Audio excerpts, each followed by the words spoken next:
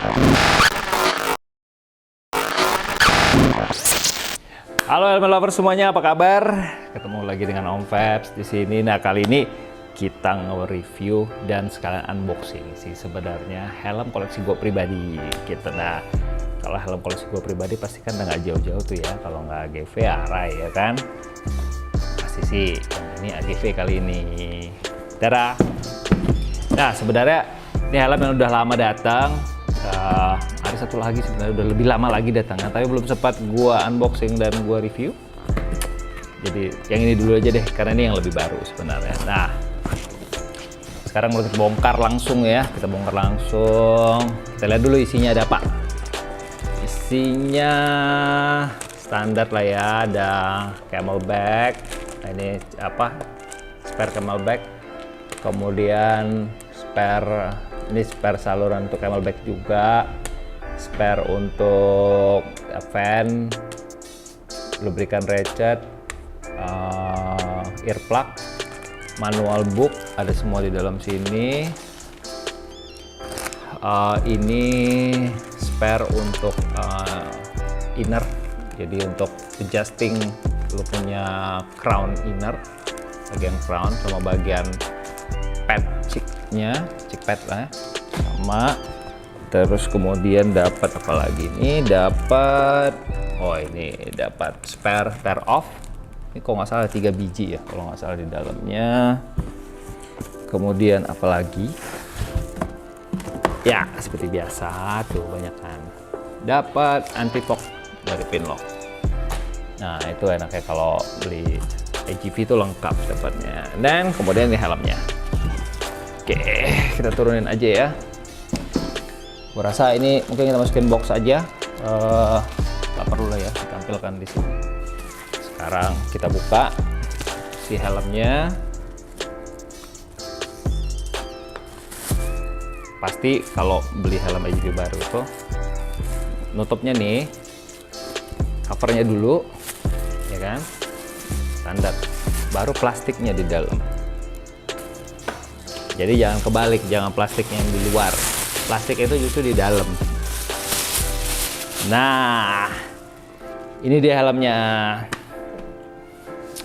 Ini adalah helm AGV Winter Test 2020 kemarin.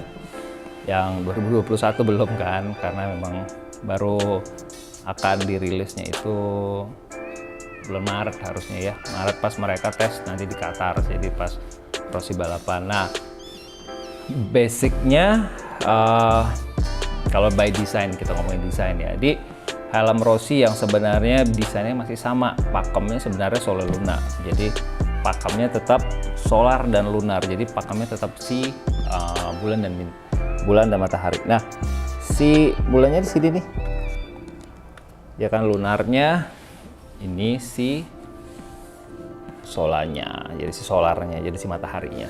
Tapi warnanya memang dibikin rame ya, nggak kayak yang edisi Sole Luna yang dia pakai untuk balapan reguler, yang warna cuma biru kuning, yang benar-benar jelas banget kelihatan warna perbedaan antara si warna mataharinya dan si bulannya dengan si warna dasarnya yang biru, setia kuning. Nah, kalau di edisi Winter Test 2020 itu dia banyak mainin warna.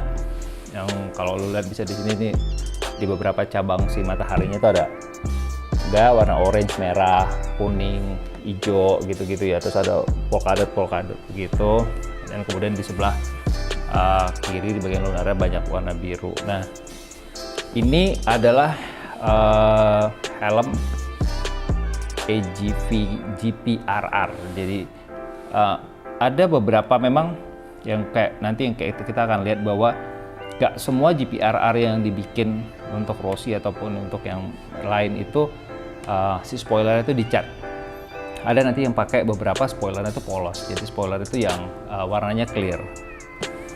Ada yang smoke juga, tapi mostly warnanya clear lah, seingat gue ya, yang di beberapa edisi yang akan datang gitu. Nah, tapi yang untuk khusus untuk edisi yang Rossi yang ini masih sama kayak kita lihat waktu itu di AGV GPRR-nya Misano 2019 itu sama. Terus kemudian yang regulernya juga sama dicat, dan di Mugello waktu itu 2019 juga sama, udah dicat juga yang warnanya tricolore itu.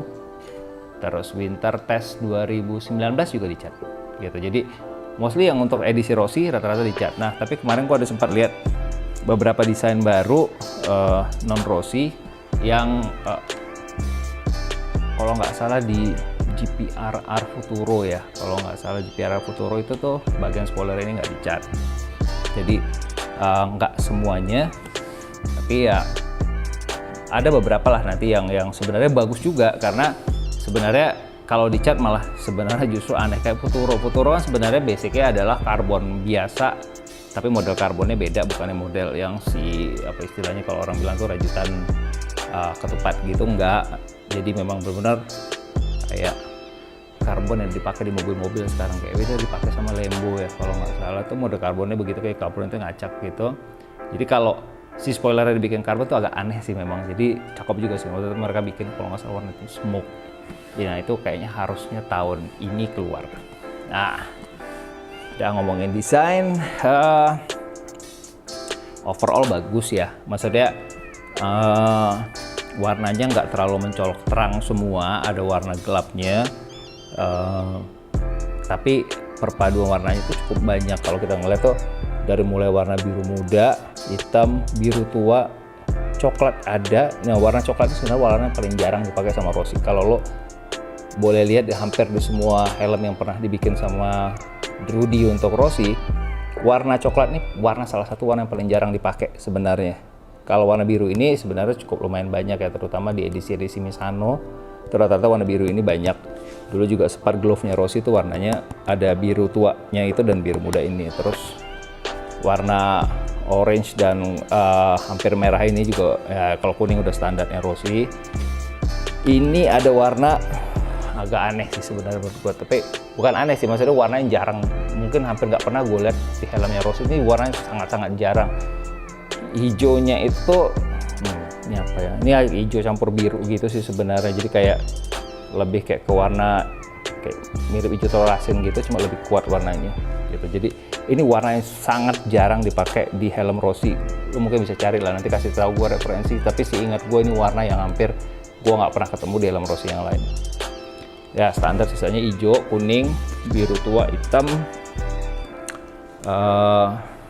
putih, ada putihnya pasti gitu. Terus nomor 46, terus ini di OT-nya ada di belakang. Ini nomor 680 dari total 2500. Nah kebetulan punya gue ini adalah size-nya MS, Euro size, ini limited edition RR. Nah kalau kita ngomongin helmnya Rossi ya gitu ya, walaupun sebenarnya ini kan replika. Jadi ada beberapa helm Rossi yang punya logo sponsornya dia, ada yang enggak gitu.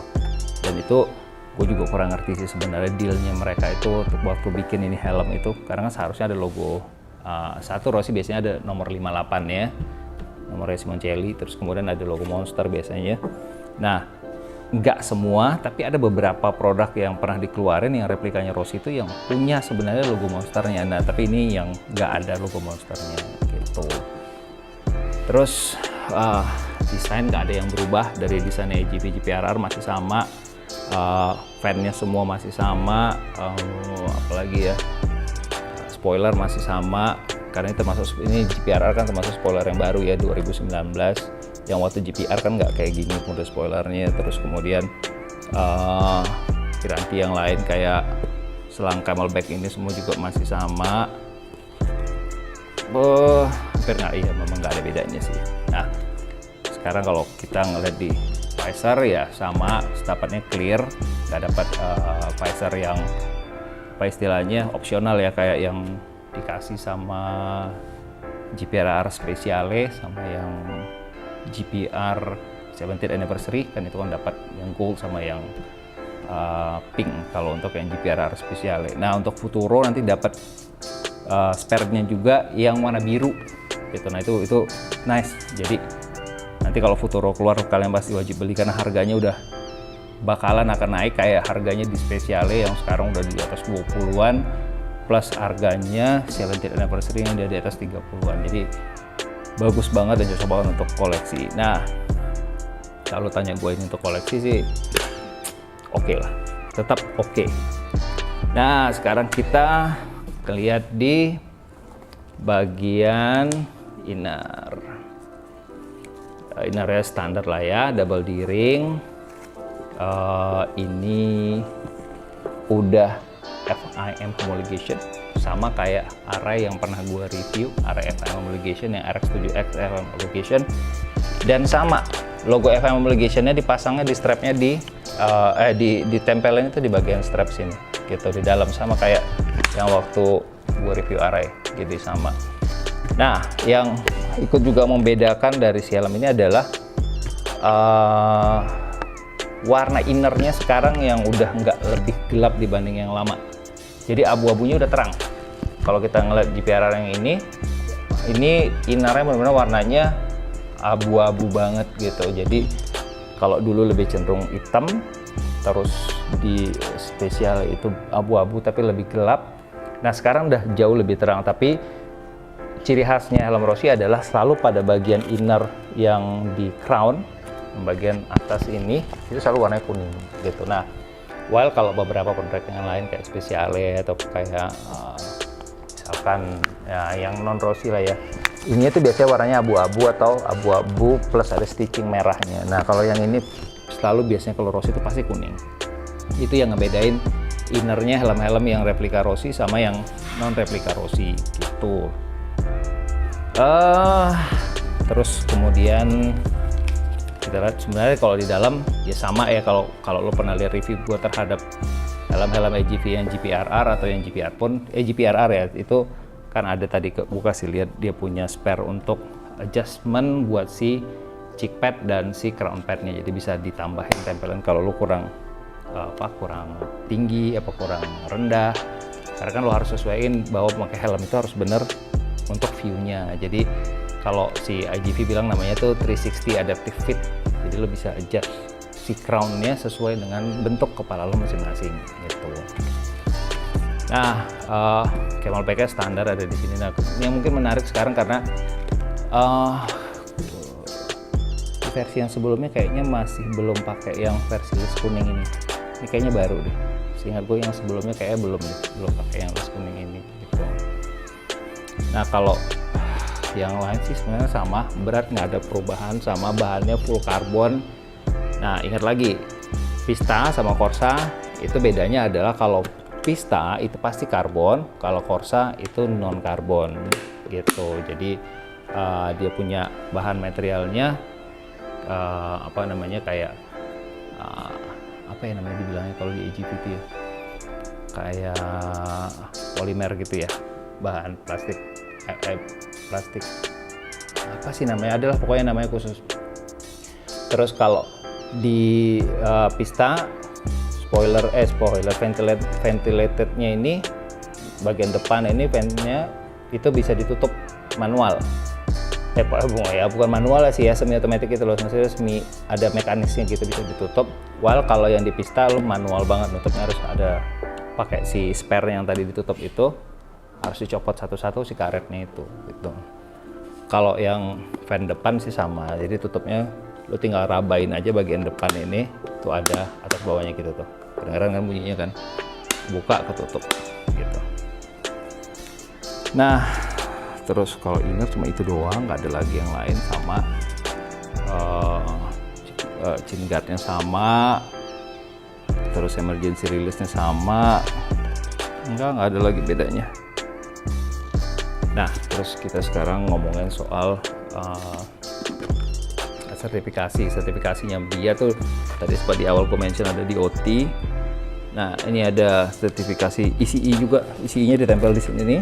Kalau buat Eropa nih ECE 2205. Nah, next tahun ini harusnya ya, apa nanti tahun depan baru diberlakuin, ECE-nya naik dari 2205 ganti ke 2206. Jadi nanti akan lebih, katanya salah satu yang membedakan ECE 2205 sama 2206, di 2206 helmnya itu nggak boleh ada minimum weight. Jadi kalau sekarang orang bikin helm sebisa mungkin kan enteng banget. Nah di ICE 2206 itu ada minimum weight supaya helm itu nggak cuma enteng karena memang teknologi, tapi memang bahan yang dipakai itu harus benar-benar bagus dan bisa ngelindungin kepala. Jadi salah satu signifikan perubahan dari si peraturan 2205 dan 2206 itu adalah nanti semua helmnya akan berat. Jadi kalau nggak salah dia ada minimum weight itu 1000 berapa ya, 1450 apa pokoknya. Jadi nggak ada lagi tuh helm-helm yang beratnya 1100, 1250 gram itu udah nggak ada. Jadi helmnya rata-rata nanti akan berat gitu. Itu yang ngebedain. Nanti kita tunggu aja kalau peraturannya udah keluar, itu sekitar, katanya sih sekitar tahun ini harusnya ya, apa tahun depan baru mulai diberlakukan, tapi udah digodok untuk dikeluarin. Nah sekarang semua pabrikan helm tuh lagi pusing juga karena mereka harus menyesuaikan dengan rules-nya ICE 2206 itu untuk jual produk mereka di Eropa. Tapi kalau untuk di OT Amerika, seingat gue sih belum gitu. Nah terus gue coba pakai ya. Sebenarnya ya akan sama aja, cuma biar kalian bisa lihat kira-kira ini akan seperti apa. Nah kalau itu kan memang gue cocoknya memang harus pakai MS, karena ketika gue pakai size M Asia itu kegedean gitu. Nih dari samping tampaknya, depan, dan ini bagian belakang. Ya nanti detail-detail short view-nya nanti akan diambil sama Om Marlin. Udah sih itu aja semuanya, udah gue bahas. Kalau memang ada yang nanti yang kelewatan sama gue, lo bisa tanyain lo mau bahas apa lagi. Seharusnya sih udah nggak ada yang terlewatkan karena semua udah sama ya. Dan kalau lo bisa lihat dari semua AGV yang udah pernah gue review, ya mostly kan memang gue review AGV GPRR. Tapi kemarin memang ada request untuk gue review di AGV-nya K1, K3 SV, sama yang baru itu ada K6. Nanti gue coba akan minta pinjam sama apa namanya, toko helm yang jual AGV untuk kita review K1, K3, K3 SV sama K6 yang baru gitu. Nah pricing, nah ini terakhir nih pricing sebelum gua nanti ngasih scoring ya. Kalau untuk pricing sih sebenarnya bervariasi sih. Kalau untuk Indonesia itu kalau nggak salah sekarang pasarannya di 18-an ya, atau 17 juta gede, atau udah di 18-an lah kalau nggak salah dari toko-toko itu gitu. Nah biasanya kalau beberapa model AGV yang kurang populer nih, even sebenarnya ada beberapa produk Rossi yang sebenarnya kurang populer juga, yang replikanya Rossi, itu harganya justru nanti ada yang turun tapi nggak banyak sih. Jadi kalau ketika misalkan dulu dijualnya di toko awalnya misalkan 18 juta, setelah setahun atau setahun setengah mulai masih ada stoknya, itu biasanya agak dapat diskon lah, mungkin di 17-an juta apa 16 jutaan. Tapi kalau untuk beberapa tipe yang termasuk boleh dibilang collectible itemsnya Rossi dan banyak peminatnya, biasanya harganya justru makin naik gitu. Nah kalau ini starting price-nya di Jakarta itu sekarang di Indonesia lah ya, more or less itu sekitar 18-an ya, dari 18-an lah pokoknya. Nah kalau untuk kita scoring sebenarnya gini, kalau gue nanya scoring gue misalnya gini, overall sih sebenarnya udah fix lah nilainya. Kita lihat ini helm perfect banget, semua udah lengkap, desainnya bagus, teknologinya dapat, entengnya dapat, kerennya dapat. Sampai helm ini salah satu helm yang paling banyak replika KW-nya dibikin sama orang gitu. Sampai dijual-jual sama ada clone 1:1, ada yang namanya dulu DKL yang pernah gue review. Terus ada yang pakai yang logonya AGV yang 1:1 lah, pokoknya gitu-gitu. Kenapa gue bilang kadang-kadang gini, walaupun gue bilang scoring ini 5, cuma sebenarnya 5-nya nggak perfect sebenarnya. Kenapa nggak perfect? Karena harganya mahal banget. Untuk satu helm yang lensa, memang ini lensa paling mahalnya si AGV ya, tapi maksud gue untuk kita ngomongin satu helm yang harganya di atas 18 juta, it's so expensive gitu. Makanya gue nggak begitu saran misalnya kalau buat kalian memang yang buat harian apa segala macam gitu ya. Sayang sih misalnya kalau memang punya beberapa helm ya mungkin bolehlah gitu satu disimpan untuk investasi kayak gitu. Udah itu doang dari gua guys. Nanti gua akan review dan unboxing helm-helm koleksi gua pribadi lagi. Untuk saat ini sampai di sini karena belum ada yang baru lagi. Harusnya ada tapi nanti gua akan review lagi ya. Oke guys, itu aja dari gua. Jangan lupa support channel baru ini, channel Spek Helmet serta SNTFH. Keep subscribe, like, comments, apapun itu. Sharing, di-share juga jangan lupa supaya kita gedein dan kita bisa memberikan informasi yang berguna buat kita semua tentang dunia perfilman. Nah, itu aja dari gua. Tetap jaga prokes, tetap jaga kesehatan. Sampai ketemu lagi di video gua berikutnya ya. Bye-bye.